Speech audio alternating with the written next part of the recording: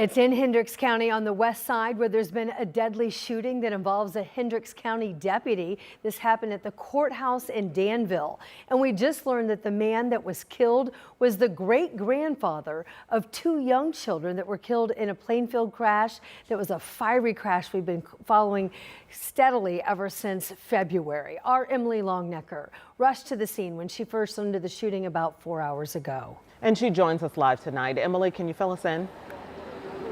Yeah, Ann and Felicia, well, that shooting happened just after 1 here outside the Hendricks County Courthouse in Danville. Now, as you mentioned, we just confirmed that the man here that was outside the courthouse that was shot by sheriff's deputies is related to those two little children that were killed in that fiery crash in February in Plainfield. We have spoken with the mother of those two children, and she confirmed to 13 News that the man here outside this courthouse that was killed today was her grandfather, in other words, the great-grandfather of those two children. Now, court documents show the suspect in that crash from February was at one point set to be here in court today. We don't know at this point if he was one of the suspects being led out of that sheriff's deputy's van of inmates that were supposed to be here in court.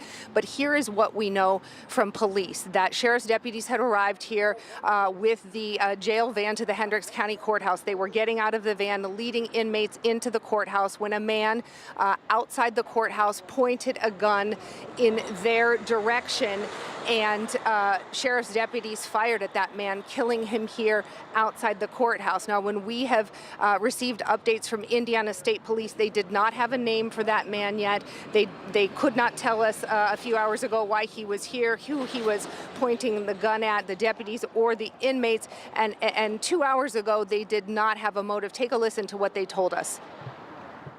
And hopefully we'll get to a point where we have the motive to find out exactly why that man was here and what was happening, but right now we don't have that.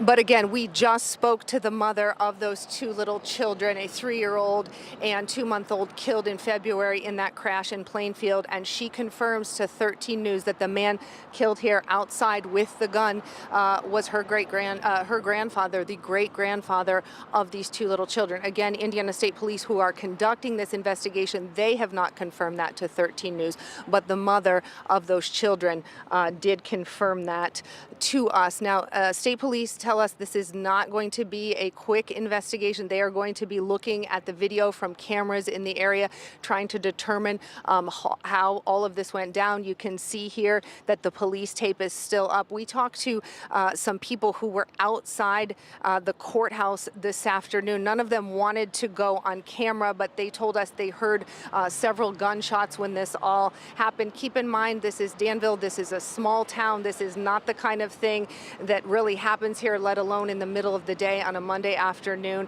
But again, State Police confirming to us that one man killed here outside the Hendricks County Courthouse, the mother of those two children killed in that crash in February, confirming to us that that man was the great-grandfather of these two children.